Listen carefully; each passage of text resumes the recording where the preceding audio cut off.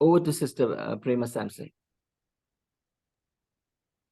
இயேசு கிறிஸ்துவின் இனிய நாமத்தில் இந்த சிகாகோ குரூப்பில் இருக்கிற அனைவருக்கும் என்னுடைய காலை வணக்கத்தை நான் தெரிவித்துக் கொள்கிறேன். தேவனுடைய செய்திக்கு ஆயத்தமாவதற்கு முன்பதாக ஒரு சிறிய ஜெபத்தை ஏறெடுப்போம். தேவா பிரசன்னம் தாருமே, தேடிவும் பாதம் தொழுகிறோ.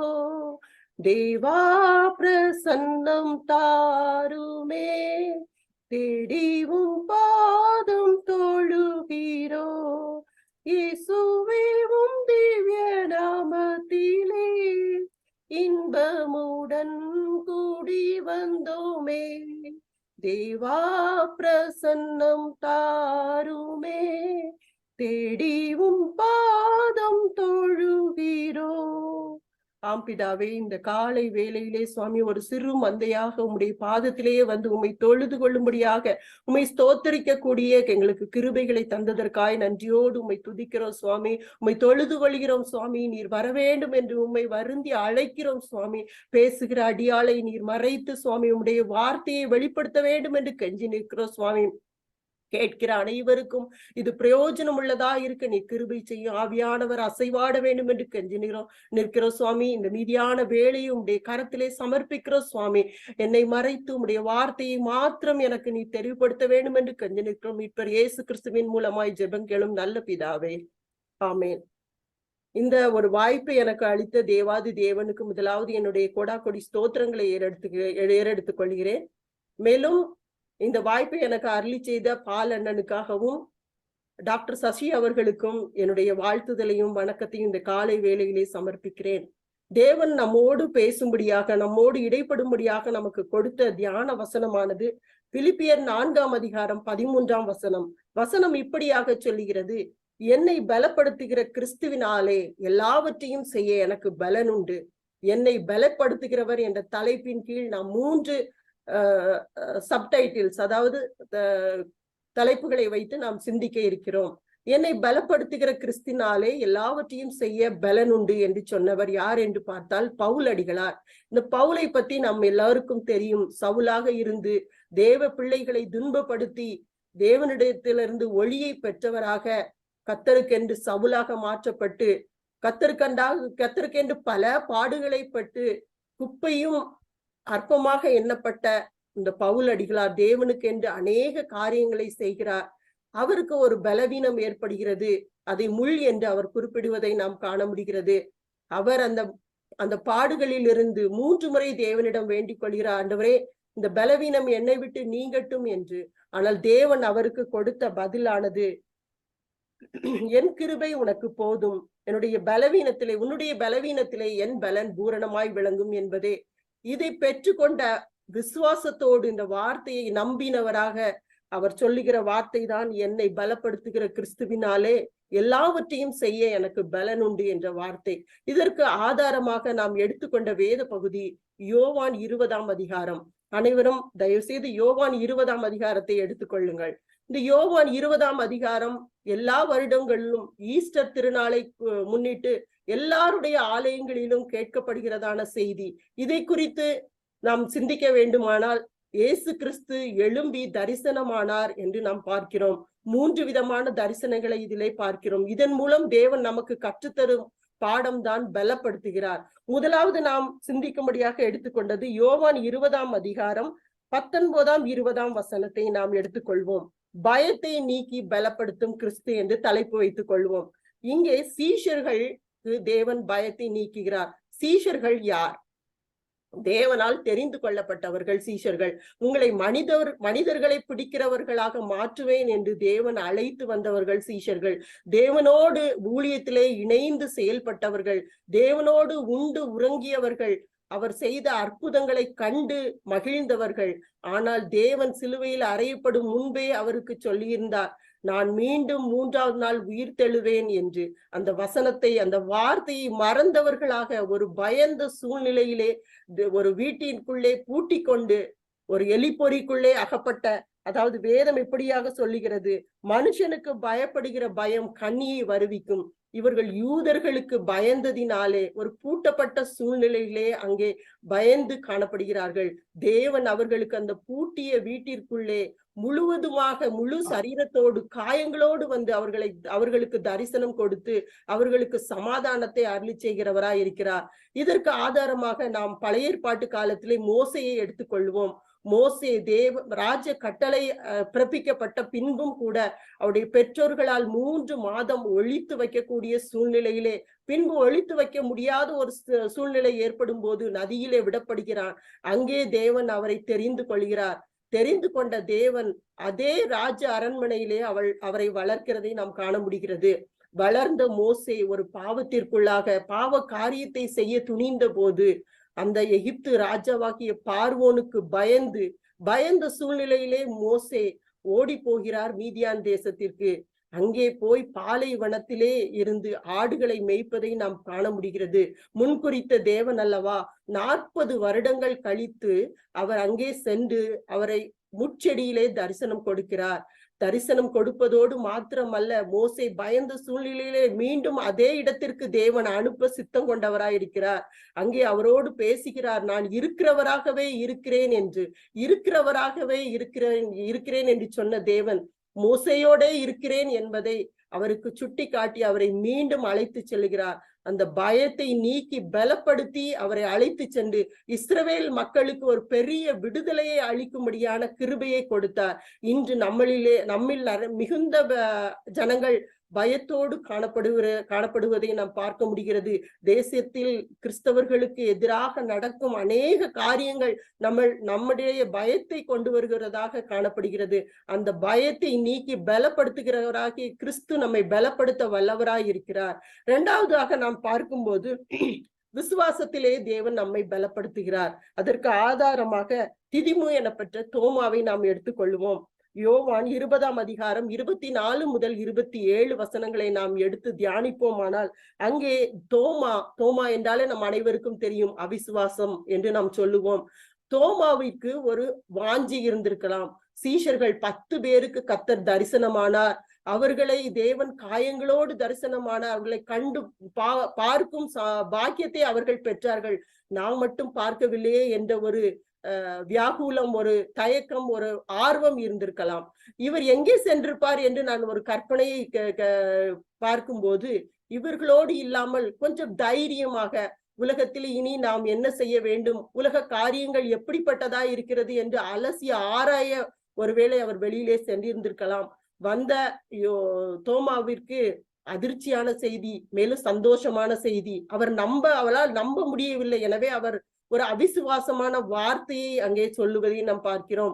இயேசு கிறிஸ்துவை நான் பார்த்து அவருடைய காயங்களில் நான் கைகளை வைத்து நான் பார்த்தால்தான் நம்புவேன் என்கிற மாதிரி சொல்லுகிறார். தேவன் அவருக்கு 8 நாட்களுக்கு பிறகு அவர் தரிசனம் கொடுப்பதை நான் பார்க்கிறோம். அவிசுவாசத்தை விட்டு விசுவாசம் உள்ளவனாய் இரு என்று சொல்லி அவரை விசுவாசத்திலே பலப்படுத்துவதை நான் பார்க்கிறோம்.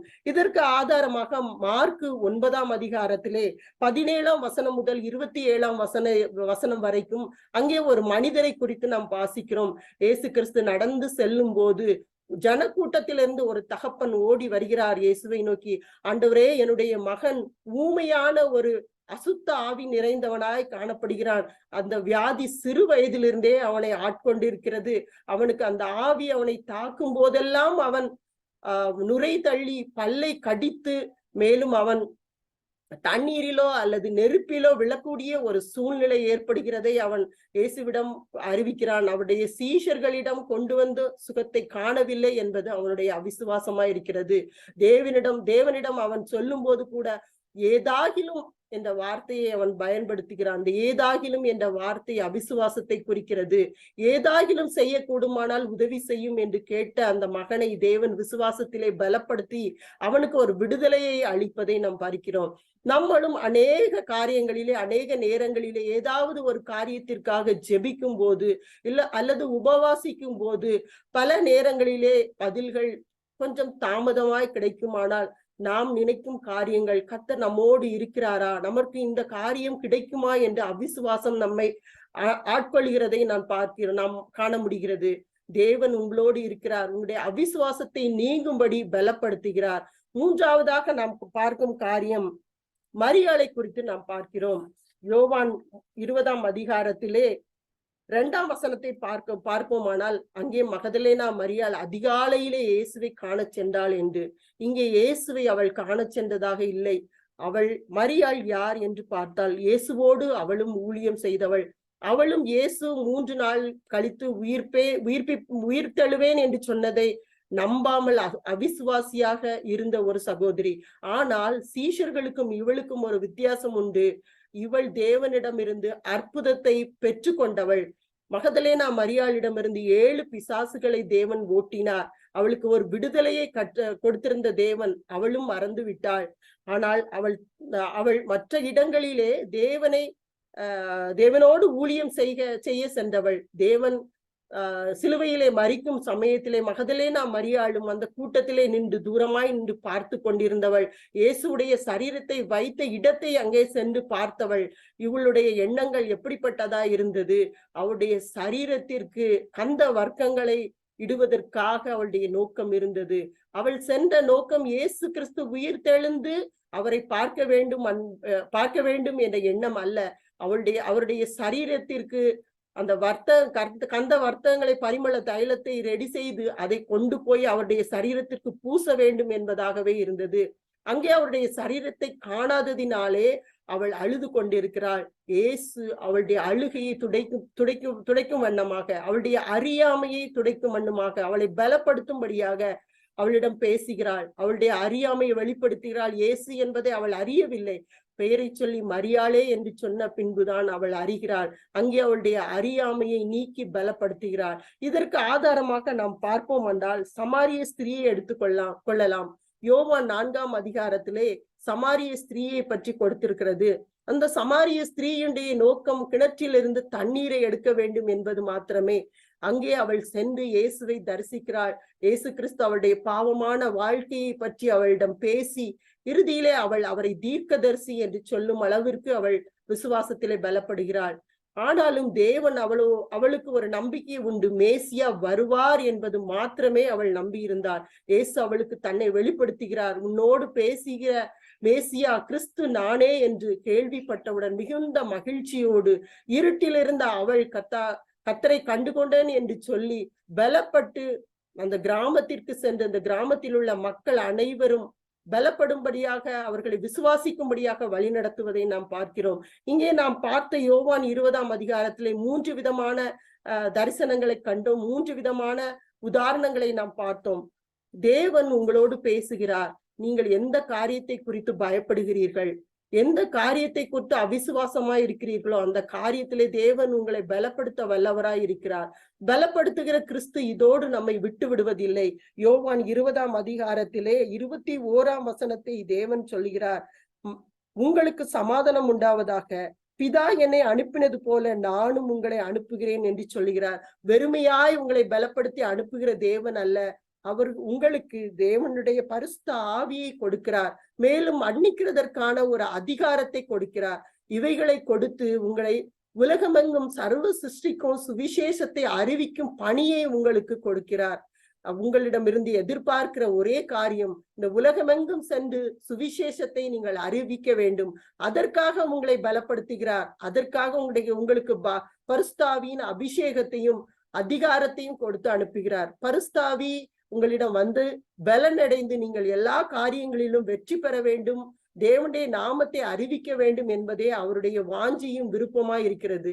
சரி, நாம் பரிசுத்தாவியை பெற்றுக்கொண்டோம், பலப்படுத்தி விட்டோம், அதிகாரங்களை பெற்றுவிட்டோம், தேவனுக்கென்று ஊழியங்களை செய்ய நான் முன்வரும்போது எளிதான காரியமா என்று கேள்வி கேட்டால் இல்லை. இது இப்போதைய சூழ்நிலையிலே நாம் கேட்கிற செய்திகள் அனைத்தும் கிறிஸ்தவர்களுக்கு எதிராகவே இருக்கிறது. ஆலயங்கள் இடிக்கப்படுகிறது, போதகர்கள் தாக்கப்படுகிறார்கள், கிறிஸ்தவ கூடுகைகள் கலைக்கப்படுகின்றது. எல்லா இடங்களிலும் கலக்கமான செய்திகள். எனவேதான் தேவன் உங்களை இந்த பயத்திலிருந்து உங்களை விடுவிக்கிறதாக பலப்படுத்துகிறார். உங்களை எப்படிப்பட்டவர்களாக அனுப்புகிறார்? ஓநாய்களுக்குள்ளே ஆட்டுக்குட்டிகளை அனுப்புவது போல அனுப்புகிறார். இந்த ஓநாய்கள் ஆட்டுக்குட்டிகளை பீறி போடும் என்பதில் சந்தேகமே இல்லை. ஆனால் தேவன் உங்களை அதற்காகவே பலப்படுத்தி அனுப்புகிறார். தேவன் உங்களோடு இருக்கிறதை நீங்கள் உணர்வதற்காகவே உங்களுடைய அறியாமையிலிருந்து உங்களை பலப்படுத்தி அனுப்புகிறார். உங்களுடைய அவிசுவாசம் குன்றி போகும்படி உங்களை விசுவாசத்திலே பலப்படுத்தி அனுப்புகிறார். நீங்கள் செல்லும் போது தானியேலை நினைத்து கொள்ள வேண்டும். தானியேல் சிங்கக்கபியிலே போடப்படும் போது பயத்தோடு செல்லவில்லை, விசுவாசத்தோடு சென்றான். அவன் தேவனை நம்பி சென்றான். அந்த சிங்கத்தின் வாயை தேவன் கட்ட வல்லவராய் இருந்தார்.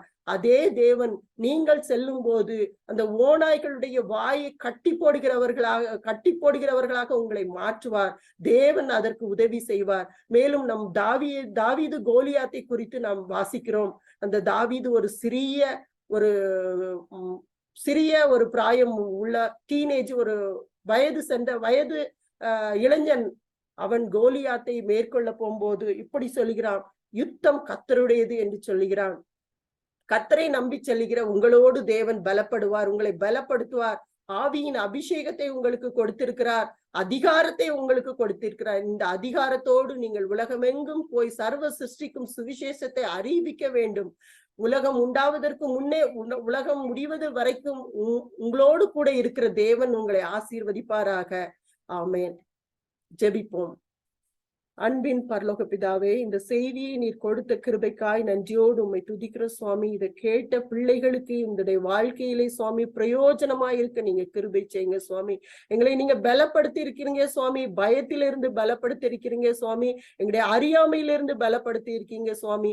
கர்த்தாவே, நாங்கள் உமக்காக எழும்பி நிற்க ஒருவேளை நாங்கள் சோர்ந்து போய் உலகத்தில் நடக்கிற காரியங்களை குறித்து பயந்து போய் இருப்போம். ஆனால் கர்த்தாவே, எங்களை ஒரு விசை நாங்கள் உடைய கரத்திலே தருகிற சுவாமி. எங்களுடைய பயத்தை நீக்கி எங்களை பலப்படுத்துகிற கிறிஸ்து தானே சுவாமி பெரியவர் சுவாமி. உங்களில் இருக்கிறவர்களிலும் உலகத்தில் இருக்கிறவர்களிலும் உங்களில் இருக்கிறவர் பெரியவர் என்று சொல்லியிருக்கிறீர் சுவாமி. அந்த பெரியவருடைய அதிகாரத்தை பெற்றவர்களாக அந்த பெரியவருடைய கர்த்தாவே ஆவியின் அபிஷேகத்தை பெற்றவர்களாக நாங்கள் உலகத்துக்குள்ளே கடந்து செல்ல நீங்கள் எங்களுக்கு பலன் தாரும் சுவாமி. ஆட்டுக்குட்டியை போல நாங்கள் கர்த்தாவே சென்று அந்த ஓநாய்களை கர்த்தாவே நாங்கள் ஜெயிக்கத்தக்கதாக பலனை தாரும் சுவாமி.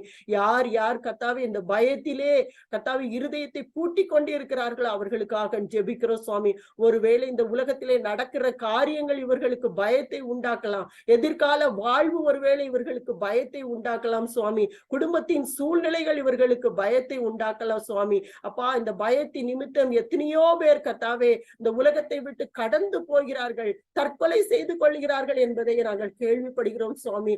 விசேஷமாய் கர்த்தாவே, இந்த கூடுகையிலே இருக்கிற பிள்ளைகளிடையே இருதயங்களிலே பயம் என்னும் ஒரு சாத்தானின் ஆயுதம் இருக்குமானால் சுவாமி நீ பலப்படுத்த வேண்டும் என்று கெஞ்சி நிற்கிற சுவாமி.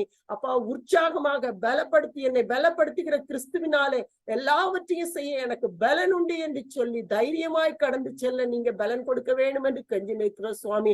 அப்பா, அறியாமையிலே கர்த்தாவே தேவன் என்னோடு இருக்கிறார் என்பதை நான் அறிந்து கொள்ள வேண்டும் என்றால் எனக்கு ஒரு அற்புதத்தை அவர் செய்ய வேண்டும் என்று அவிசுவாசத்தோடு இருக்கிற பிள்ளைகள், அப்பா அறியாமையிலே இருக்கிற பிள்ளைகளுக்காக நாங்கள் ஜெபிக்கிறோம் சுவாமி. அவர்களை நீங்க பலப்படுத்துங்க சுவாமி. உலகத்தின் முடிவு பரியந்தும் சகல நாட்களிலும் நான் உங்களோட கூட இருப்பேன் என்று சொன்ன தேவன் நீர் வாக்குமாறாத தேவன் சுவாமி. நீர் மனிதர் அல்ல என்பதை இவர்கள் உணர்ந்து கொள்ளட்டும் சுவாமி. இவர்களை பலப்படுத்தும் சுவாமி. பலப்படுத்தி கர்த்தாவே உமக்கு உகந்த பாத்திரமாய் நீர் மாற்றி அனுப்ப வேண்டும் என்று கெஞ்சி நிற்கிறோம் சுவாமி. இப்படி இந்த கூடுகையிலே யார் உம்மிடத்திலே சுவாமி தன்னுடைய பலவீனங்களை மாற்றும்படியாய் கேட்டுக்கொண்டிருக்கிறார்களோ அவர்களுக்கு நீங்க இந்த காலை வேளைகளை இறங்க வேண்டும் என்று கெஞ்சி நிற்கிறோம். ஒருவேளை சரீர பிரகாரமான பலவீனங்களா இருந்தாலும் அப்பா நீர் நீக்க வேண்டும் என்று கெஞ்சி நிற்கிறோம் சுவாமி. அந்த பலவீனத்திலே என் பலன் பூரணமாய் விளங்கும் என்று பவுலடியாருக்கு சொன்னது போல இந்த பிள்ளைகளுக்கு நீ சொல்லி அவர்களோடு பேசி அவர்களை அனுப்ப வேண்டும் என்று கெஞ்சி நிற்கிறோம் சுவாமி.